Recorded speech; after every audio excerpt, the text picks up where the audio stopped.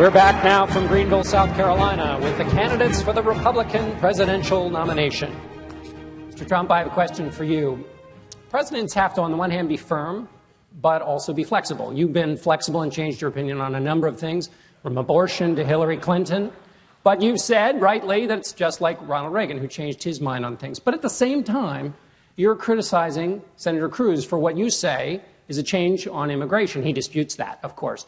So why is your change of opinion make you like Reagan, and when he changes his opinion, it's a huge character flaw? John, in life, you have flexibility. You do have flexibility. When you're fighting wars, you're going one way. You have a plan. It's a beautiful plan. It can't lose.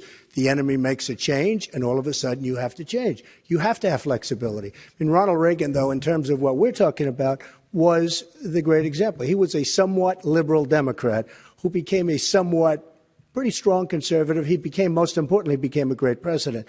He made many of the changes that I've made. I mean, I've seen, as I grew up, I've seen, and as I get older and wiser, and I feel that I am a conservative. Now, I also feel I'm a common sense conservative because some of the views I don't agree with. And I think a lot of people agree with me, obviously, based on what's happening. Which conservative idea don't you agree with? Well, I think these people always hit me with eminent domain. And frankly, I'm not in love with eminent domain, but eminent domain is something that you need very strongly. When Jeb had said you used eminent domain privately for a parking lot, it wasn't for a parking lot. The state of New Jersey, too bad Chris Christie's not here, he could tell you, the state of New Jersey wanted to build a very large tower that was going to employ thousands of people. I mean, it was going to really do a big job in terms of economic development. Now, just so you understand, I got hit very hard. It's private eminent domain. You understand that they took over a stadium in Texas and they used private eminent domain, but he just found that out after he made the charge. All right. Governor Bush, I think by they, he's referring to your brother. Yeah. You're on the hook for your brother. Well, Jeb wouldn't have known about it. So there's all sorts of intrigue about where I disagree with my brother. There'd be one right there. You should not use eminent domain for private purposes, a baseball stadium or a parking lot for limos. You shouldn't have used it then, Jeb. It's very different. Transmission lines, pipelines, bridges, highways, all of that is proper use of eminent domain, not to take an elderly woman's home to build a parking lot so that high rollers can come from New York City to failed casinos in Atlantic City. That is not the appropriate thing to do. Senator Cruz, you were mentioned in the mix here. Your response. You know, flexibility is a good thing, but you shouldn't be flexible on core principles.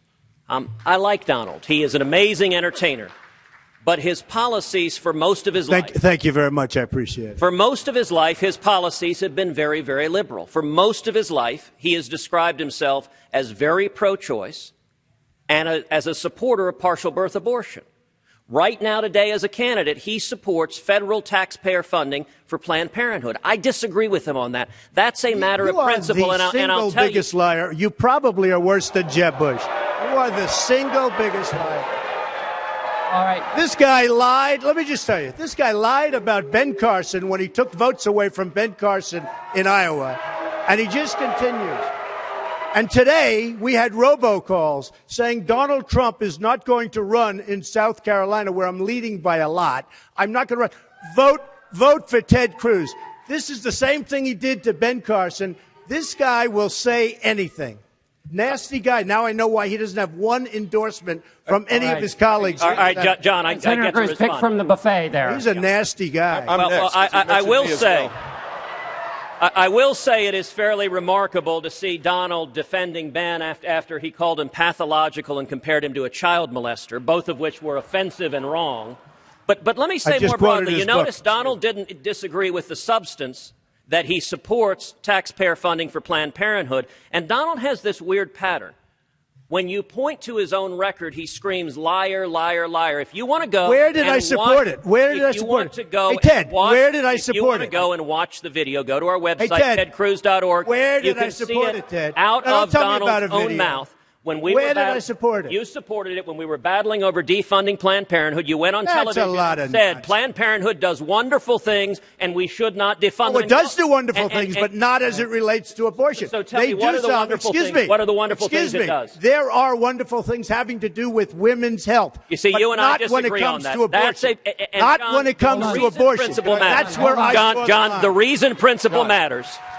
The reason principle matters, sadly, was illustrated by the first questions today. The next president is going to appoint 1, 2, 3, 4 Supreme Court justices. If Donald Trump is president, he will appoint liberals. If Donald Trump is president, your Second Amendment will go away. Hold on, before you know how I know that? Hold on, gentlemen. I'm going to turn this car around. John Roberts, Ted Cruz, with your brother, wanted John Roberts to be in the United States Supreme Court. They both pushed him. He twice approved Obamacare. All right, gentlemen. Good going, man. My name was hold on. My name was mentioned twice. Well, hold on.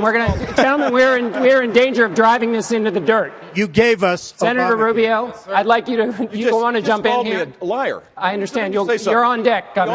He also denigrated one of my heroes, Ronald Reagan. Ronald Reagan was a liberal maybe in the 1950s. He was a conservative reform governor for 8 years before he became president, and no one would suggest he made an evolution for political purposes. He was a conservative, and he didn't tear down people like Donald Trump did. He tore down the Berlin Wall. Okay, Governor. And he's a great guy. Governor, Senator Cruz, 30 seconds on this one. I did not nominate John Roberts. I would not have nominated John Roberts. You pushed him. Supported you him. worked with him and you pushed him. Why do you lie? Donald, why do you adults lie? learn not to interrupt each other. Why do you lie? Donald learned. You pushed him. Donald, adults learn not to interrupt each other. Yeah, I know. You're an adult. You're an adult. I did not nominate him. I would not have nominated him. I would have nominated my former boss, Mike Ludig, who was Justice Scalia's first law clerk. And you know how I know that Donald's Supreme Court justices will be liberals? Because his entire life he supported liberals, from Jimmy Carter to Hillary Clinton to John Kerry. In 2004, he contributed to John Kerry. Nobody who cares about judges would contribute to John Kerry, Hillary Clinton, Chuck Schumer, and Harry Reid. We're going to switch. That's what Donald Trump. Governor, we're going to switch gears here. Senator Marco Rubio. Senator Marco Rubio, please weigh in. On anything I want? Oh, I thought you had a... Well, let me talk about poverty. I thought you had a point. No, I do. You mentioned that was me. earlier, and that's something that's important. I think that was me that had a... You're on the on-deck circle, sir. Okay. You know, the issue of poverty is critical because, for me, poverty is free enterprise not reaching people. Today, we have anti-poverty programs that don't cure poverty. We don't cure poverty in America. Our anti-poverty programs have become, in some instances, a way of life, a lifestyle. Now, we do need anti-poverty programs. You can't have free enterprise without them, but not as a way of life. And so I have a very specific proposal on this. And in 60 seconds, I can't describe it all, but it basically turns the program over to states. It allows states to design innovative programs that cure poverty, because I think Nikki Haley will do a better job curing poverty than Barack Obama.